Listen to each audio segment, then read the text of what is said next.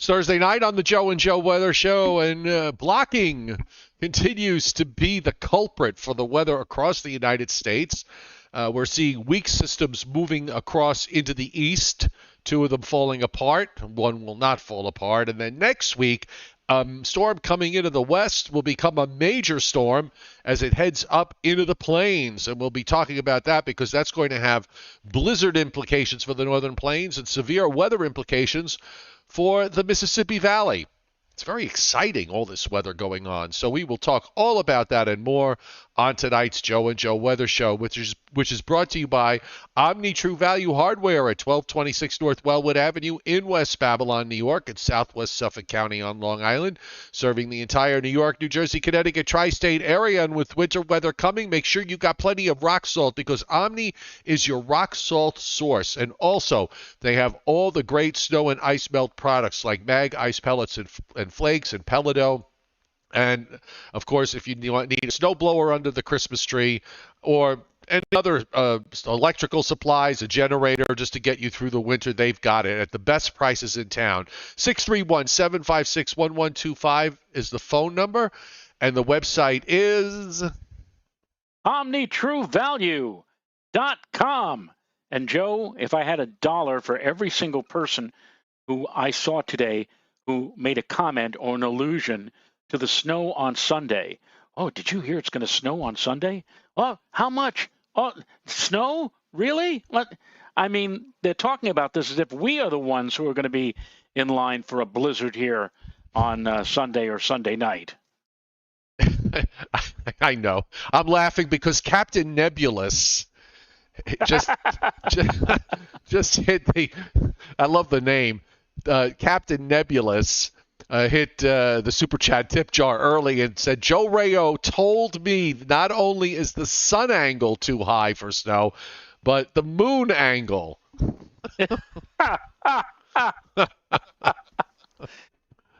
You know, one time when I was working at a private weather concern many years ago, and I was working with a very great guy, Pete Bergman, who was one of my cohorts there. And I went for a low one night of something like 20 degrees. And the next morning I come in and the temperature never got below 35. And I'm scratching my head. I'm saying, what the heck happened? Why didn't the temperatures drop? And Pete turns to me and he says, well, moon does good work this time of year. We've all been down that particular road, Joe. Yes. Yeah. And I want to tell you, I was watching the Mars Moon Sky show we had been talking about the last couple of nights. And, you know, when I first found out about this a long time ago from one of the astronomical almanacs, I'm saying, yeah, December the 7th. And I'm envisioning myself out in front of my house with temperatures of around 20 and a wind chill of near zero, or standing out there in my boots with 3 inches of snow on the ground or whatever. And here I was last night. 55 degrees, just a light jacket, hardly a breath of wind. It was it felt more like a night in October as opposed to, or September, as opposed to a night in December. And as we had alluded or suggested, Joe, as soon as the wind shift line came through after about 7 o'clock last night, the winds did indeed shift from south-southeast to the west-northwest. Clouds began to break. And in fact, it was almost perfectly clear at my house late last night at about 11 o'clock. So sky show, I hope a lot of people got a chance to see the moon next to Mars. It was a very, very nice night. And tonight, well, just a few clouds, not as mild as last night, in the lower 40s. And again, everybody is talking about the snow on Sunday and talking as if it's going to be even my son is a teacher, and he's saying, I hope it's enough to do a 2-hour delay on Monday morning. And I've said there's a fair chance the snow may not even stick except maybe to the cold surfaces if there is any snow at all. You know. Your tax dollars at work. Exactly. Oh God. And I've known, and so have you. We've had Decembers at this time of year. We've already had snow. It's been cold. But it hasn't happened yet. No. It's been too mild. And this will be the first shot or the first chance of many, I'm sure, that we'll have in the coming weeks and months to come. Right.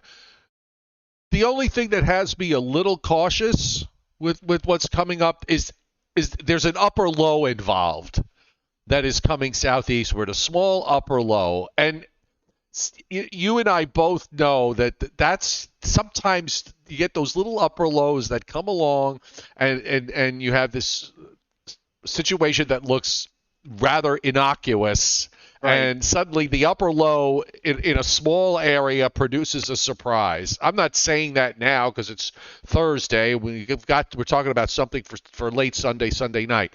But that's the one thing in all of this that has me a little bit, my eyebrows are just a little bit raised, is that little upper low. And that's, I'm going to pay attention to that on the models over the next few days, just to make sure we don't get surprised. There was once a storm that was anticipated and was moving into the New York tri-state area, and there was a chance for some snow with it. And the Weather Service, when they were based in Rockefeller Center, the meteorologist in charge back then, this is 1967, Anthony Tancredo, and they went for some flurries or maybe a little spotty light snow. Next day, 10 inches, and everybody was asking, what happened? What happened? And the storm took the right track, but in the words of Mr. Tancredo, the surgery was successful, but the patient died. Nice. By the way, I think for the first time probably since October, I got to 70 here today. And in fact, there were record highs in Atlanta, got to 78. I think Atlanta got to 78. The all-time December record high in Atlanta is 79.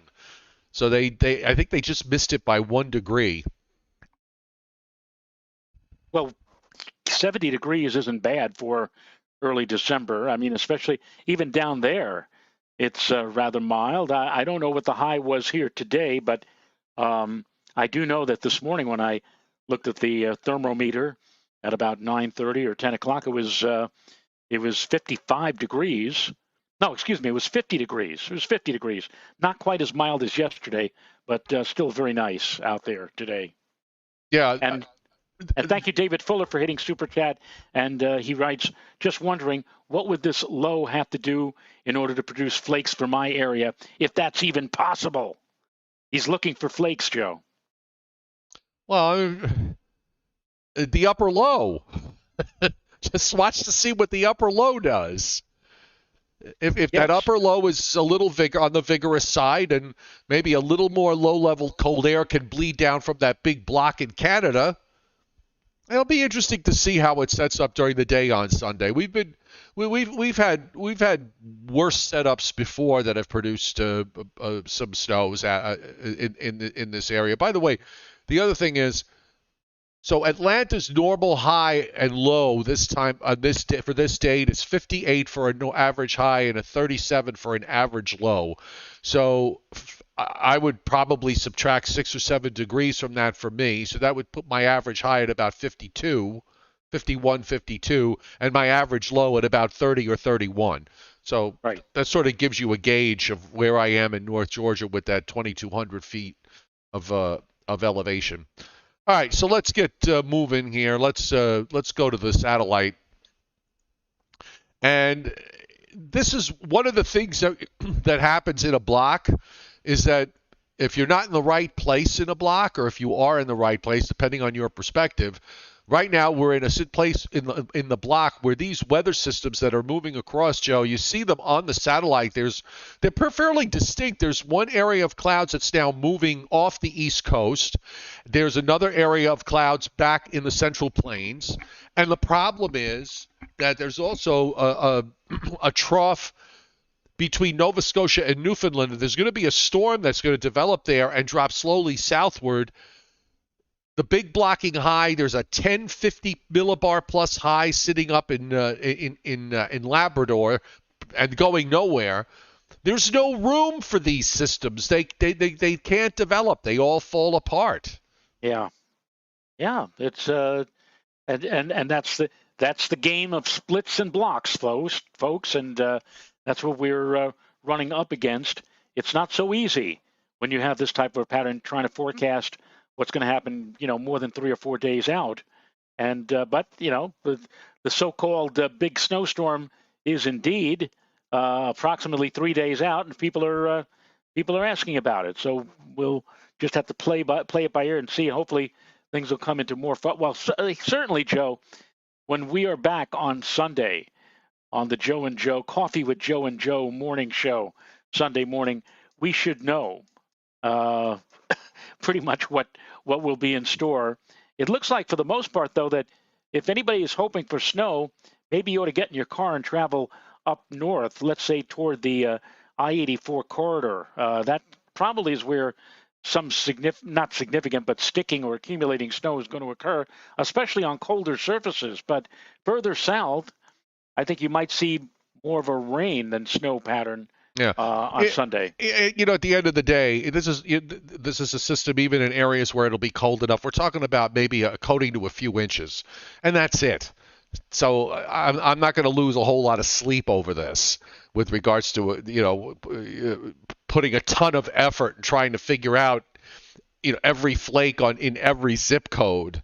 And the other thing I want to say is, just talking with respect to this whole blocking pattern, for those of you who always seem to harp on whether we don't have a negative NAO and we don't have any blocking, well, congratulations, you've got blocking, but you've got nothing else. And this is why I have said, if you're a snow lover, forget about the NAO, because it's so elusive and it has to be so perfect. Worry about the East Pacific Oscillation, because that's the one that is really more important. Give me that in a negative state, and I'll take my chances with everything else.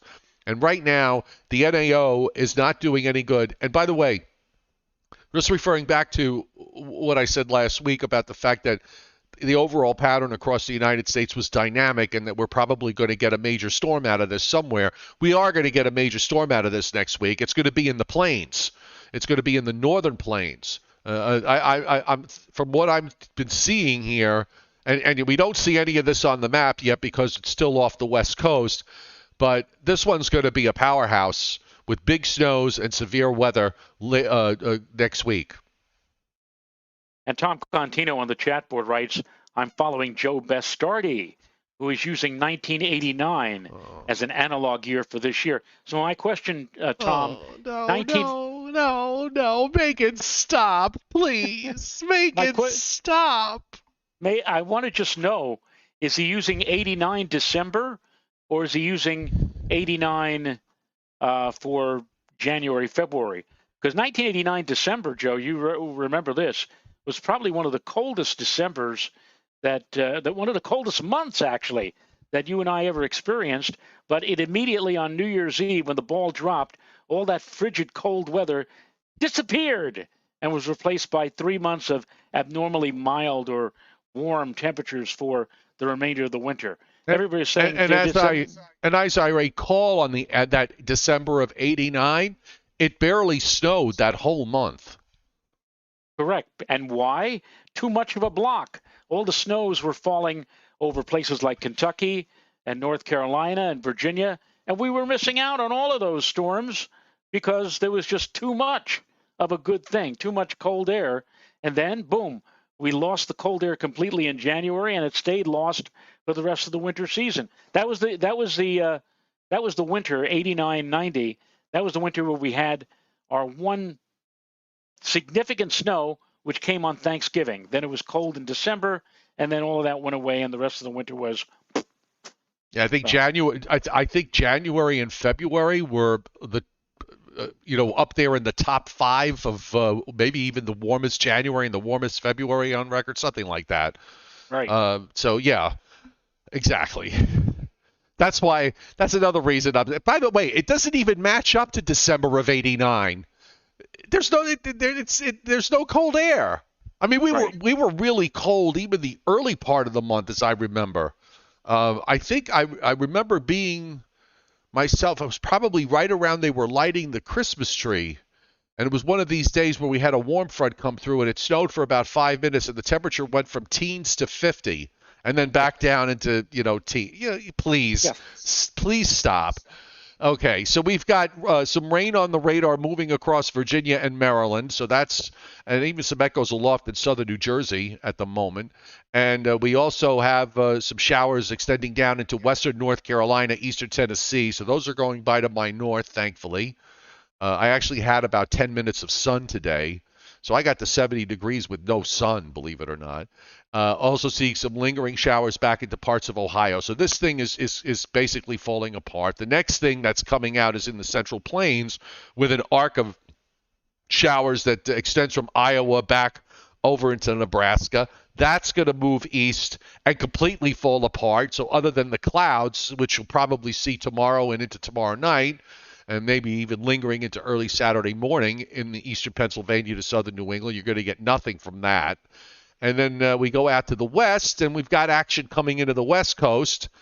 And as this translates eastward, we're going to see, I guess it's a piece of it that breaks off. And this is the system that may have a little bit more support when it gets to the east for Sunday night and Monday. But it's going to be, it's really going to be a minor system because there's no room for development. Right. There is, and in fact, the upper trough that you speak of, that'll be moving through the northeast, that upper trough is actually what we call positively tilted. Now, it would be a different story if we were dealing with a trough that was pivoting into a neutral and then negative position, because that usually implies a rapidly intensifying storm system. This storm will intensify, the one that we're talking about for Sunday, but it probably is going to intensify a little bit too late for any kind of major activity to take place in the northeastern part of the country. Although, as Joe has just put up on the screen here from the folks at WPC, they are suggesting, or they were indicating, what was it, Joe, about a 30 to 40 or 30 to 50% chance in parts of central New York and central Pennsylvania for, more than a quarter inch of liquid or 2 to 3 inches of snow? Yeah, and I'll come back to that in a moment, but that was from what they put out this morning. And then they updated it early this afternoon. I didn't really change it very much. So on the 72-hour forecast from WPC carries us into 7 o'clock Sunday evening. So this is early in the game, and it's really more for Sunday night, the overnight, that we're going to be seeing precipitation for Sunday. But at least through the daytime on Sunday, WPC has, some of the darker green areas are a 30 to 40% chance, and that little blue blotch there east of Lake Ontario is the 40 to 50% chance for at least 2. But it's really the 12-hour period after Sunday evening that's of consequence. Now, for tonight, in Wisconsin, southern Minnesota, northern Iowa, and eastern Kansas, and into tomorrow, we have a area of probability of at least 2 of 50% or greater there. And then we go out into the west, where it seems like it's been snowing nonstop now for weeks. We have a very large area of a probability for at least 2, and we can take it to 8, so we could see where the big spots are. The Sierra Nevadas once again getting clobbered, northwestern California elevated areas getting clobbered, and then up into the Cascades we see relatively high probabilities for at least 8, and also in through central Idaho, where we have a stripe there of a probability of at least 8. And on the long range, I think the two things to look at. So this goes into Monday morning. So this covers the entire period. So this is what they have. Right, Joe? This is the probability 10 to 30 in the light green and 30 to 50 in the dark green, as you said. Spin that wheel, get $1, win $1,000 in a bonus spin. And there you go. You see the Catskills, the Poconos, Northwest Jersey in it. I guess if you go up 87, if you're west of 87, you're in that darker green, lighter green just about everywhere else. The southern flank down to just about New York City, into northern New Jersey to about Route 78, and then extending out across Pennsylvania, cutting the state in half. I'm not really overly concerned about what model guidance is doing today or on from what run to run. I'm just going to wait to see. I kind of think that this idea probably works for now in terms of probability, and we'll see what happens what the models do over the next couple of days. In the meantime, I do want to go look at this next weather system because I think this is going to be important. So Monday, these are the probabilities in Nevada, Utah. You see a lot of areas are 50 to 70%, even some 90% probabilities for at least 3. Tuesday, we're going to shift this over. So this is Monday into Tuesday. And Monday into Tuesday, we see 30 to 50 and even some 50 to 70 in the Dakotas and Wyoming, southeastern Montana, also in western Colorado, down into Arizona, New Mexico, and Utah, some elevated probabilities. And then on the next day, which is Tuesday into Wednesday, Joe. So this is day 6, okay? Right. And they've got they have already have a 70 to 90% chance in the Dakotas.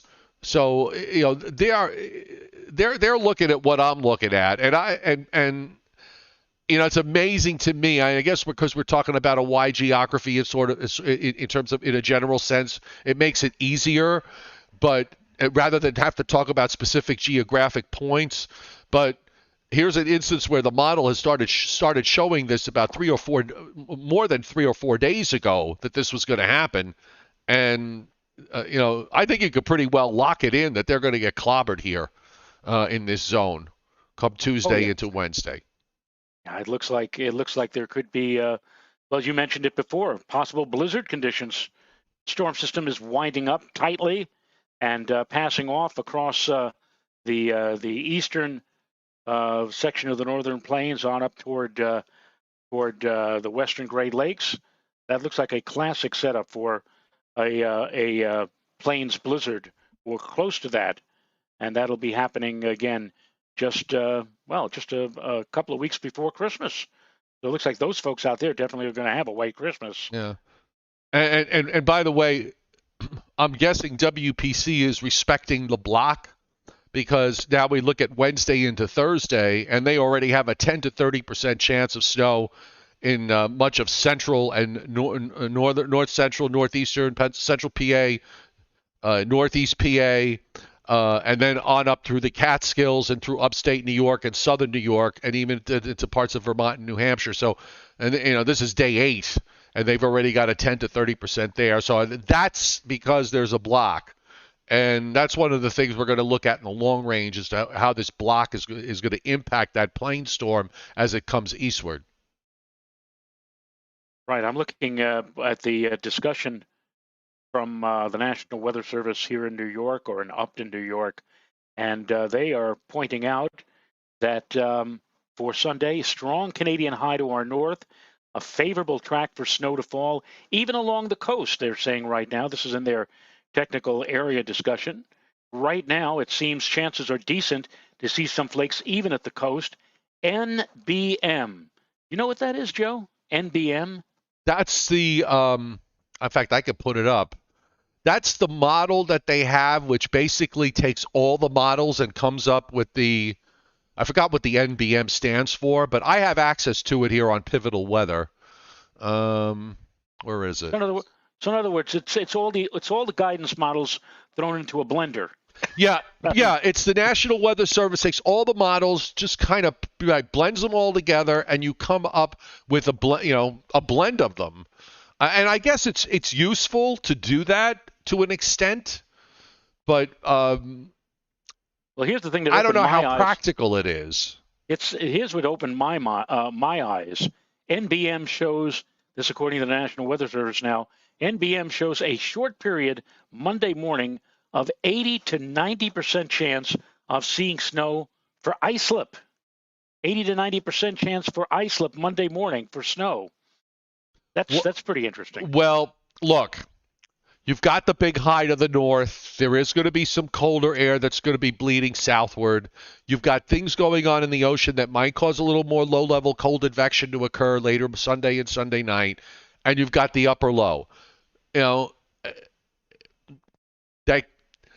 The upper low is the thing that I'm going to focus on because that could wind up surprising somebody. Now I just put up that the NBM snowfall forecast. Okay, so they've got the NBM doesn't have any accumulating snow near the on Long Island and for Central and South Jersey. It does have accumulating snow, and again, this is a blend of all the models. It does have accumulating snows in North Jersey. Looks like it's got, what is that, a 1.7 for White Plains and a 2.5 for Poughkeepsie, a 4.3 there in I guess that's what, northwestern Orange County, and some 2 to 3 inch amounts in northeastern Pennsylvania, an inch or two across Connecticut, a little bit less as you get into southeastern New England. That's what the blend shows. So, for what it's worth. Well, in Orange County, I wouldn't doubt it. North of 84 in Orange County, where the elevations are above 1,000 feet. I mean, I've always said Orange County is in its own world, or own little world. So it's interesting to see. But, we're still a few days out. They get crazy big snow amounts up there with these big snowstorms with the lift. To get the northeast wind. They wind up with some really big amounts up there, and people were questioning those amounts. No, it's pretty real. Now, we used to have a lot of problems there with News 12 network, the Traffic and Weather Network, and Rich Von Olin. He is the guy in charge of the News 12 Traffic and Weather Network. He used to get these complaints, bitter complaints from Orange County, especially people who indeed lived north of 84.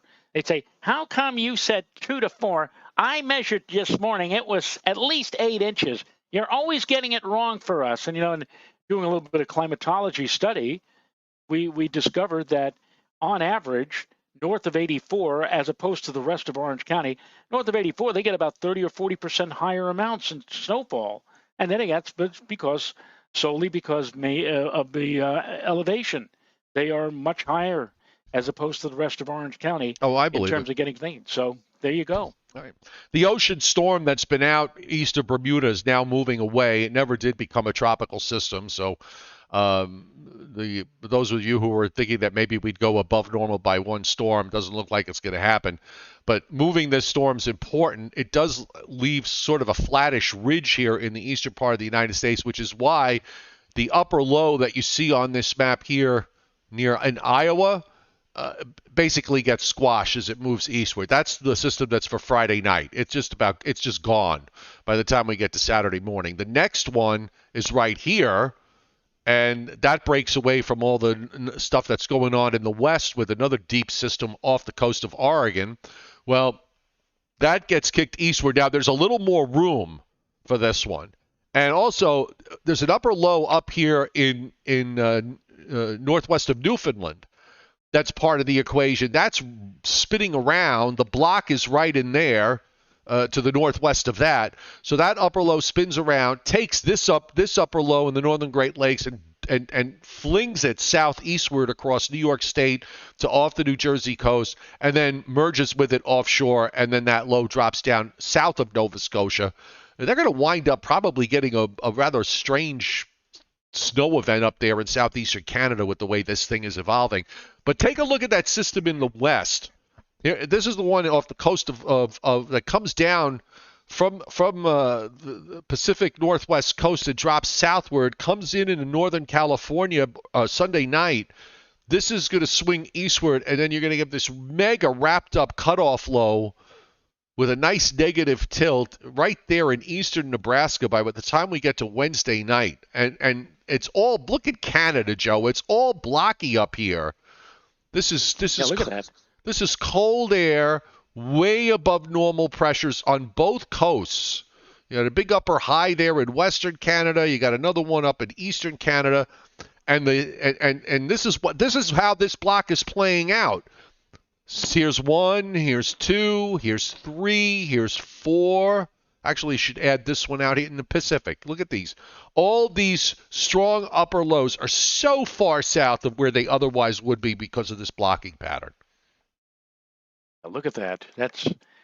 And eventually that, you and I both were discussing, we think, I still think that we'll have a period from about the 17th or 18th of December through the 22nd, 23rd of December, I think that's going to be the time frame when we're going to see finally some really cold air penetrate into our neck of the woods, our part of the Northeast, more than just a day or two, several days. And that's still looming on the horizon.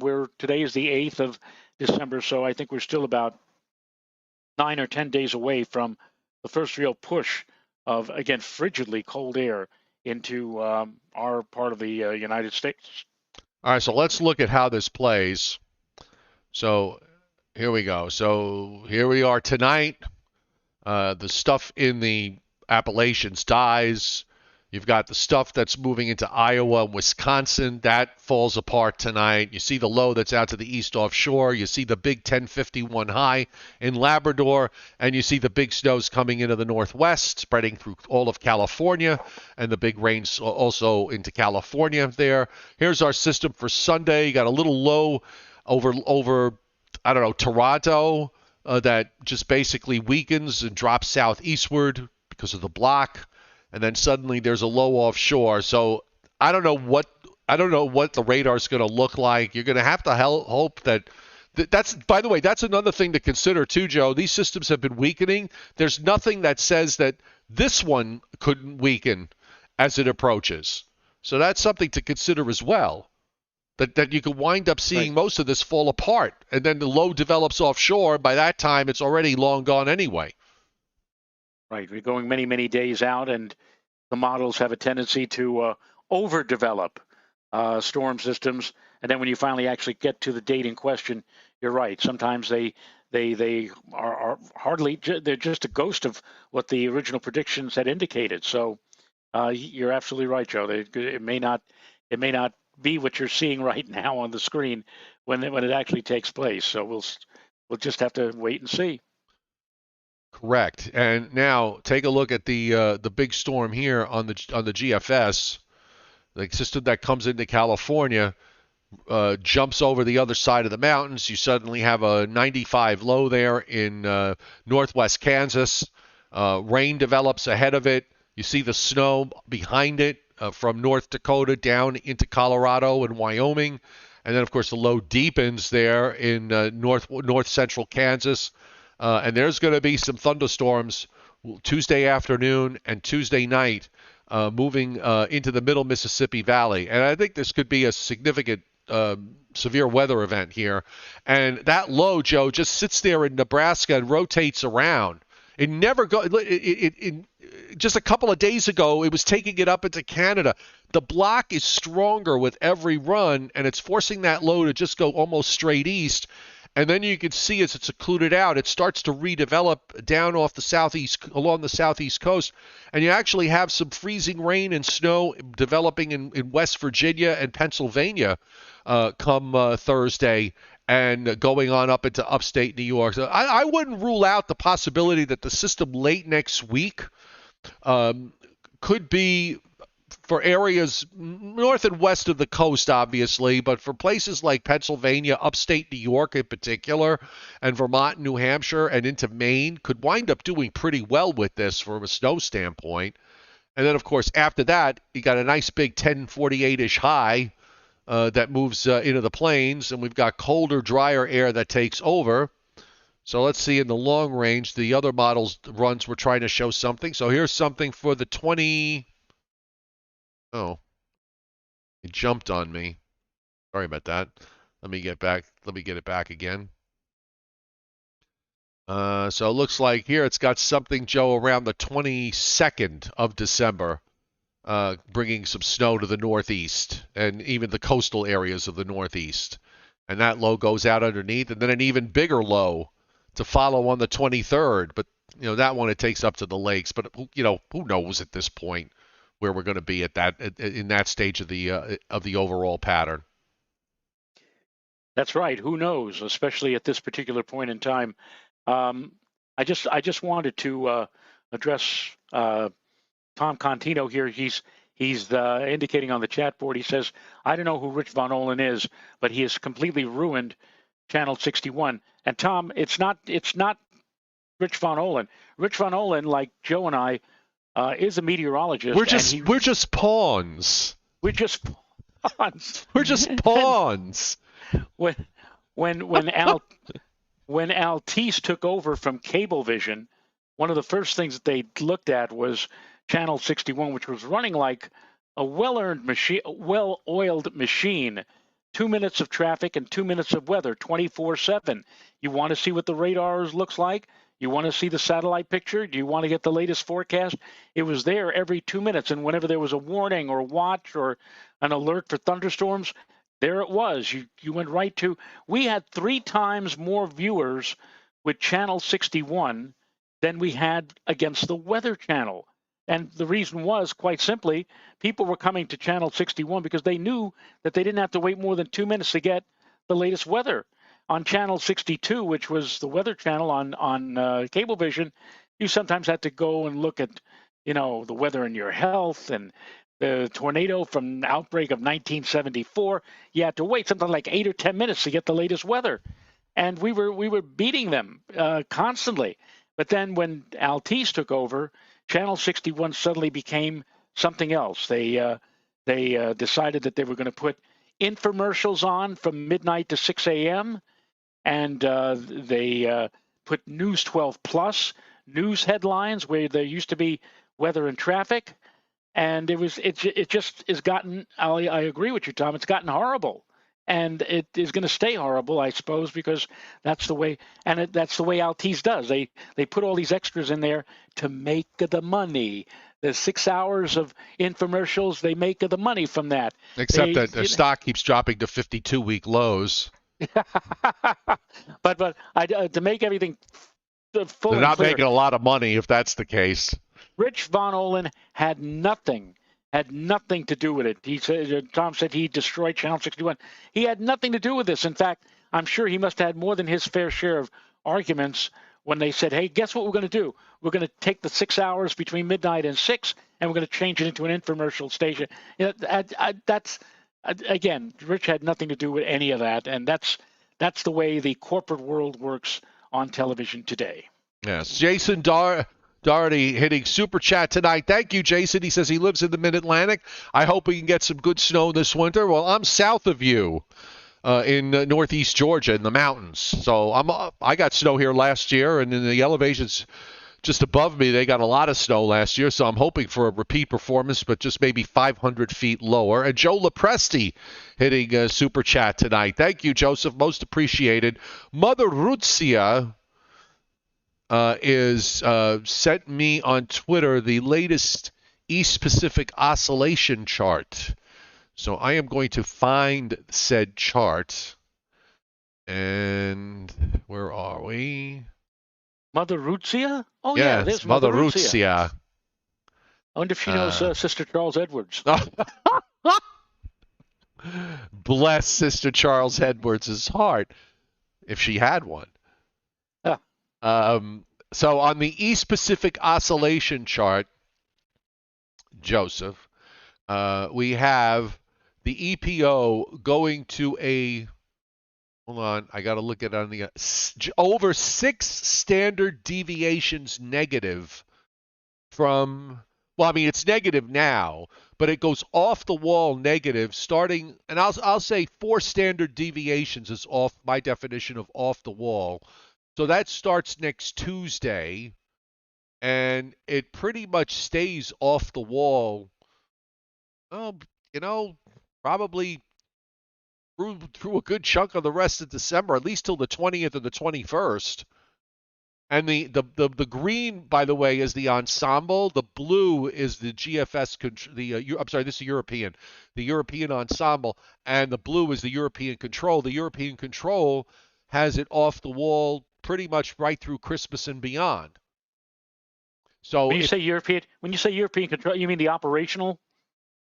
No, the control is where I forgot, they take one parameter and they hold it, they make it I don't even know how that works. I forgot. I looked it up once, and when I read the meaning, I understood it. Now I can't remember it off the top of my head.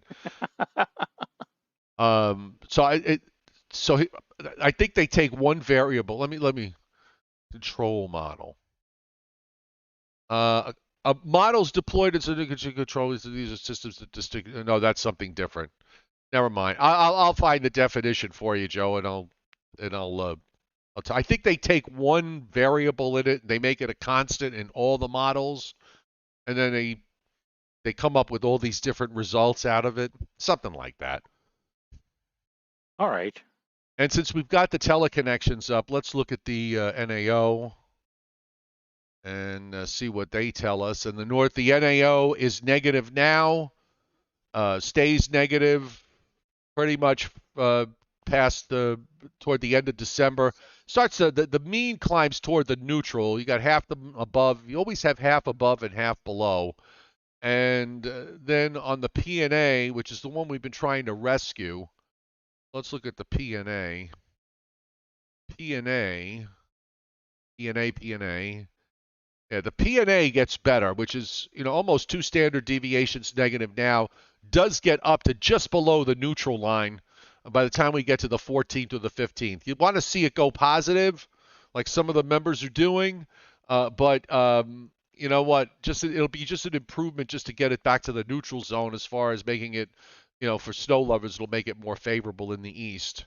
But I'm telling you, you could sit here all day long and jump up and down with all these teleconnections. They could all be in your favor. If the troughs and ridges are not in the right place, you got no chance.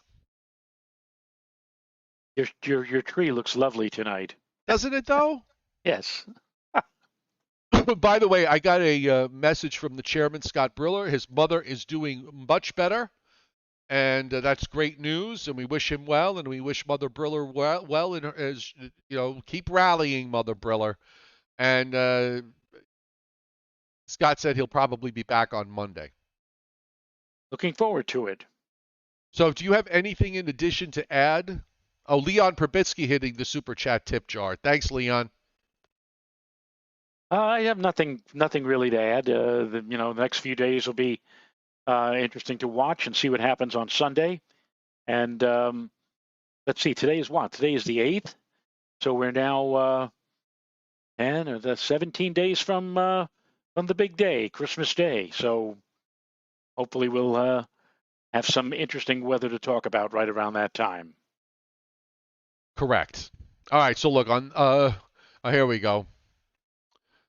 So Tom Contino says the control run, the member of the ensemble run with the, quote, best initial analysis.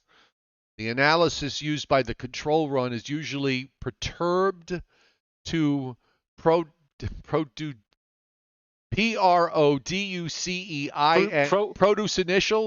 produce initial. Whatever that means. Conditions.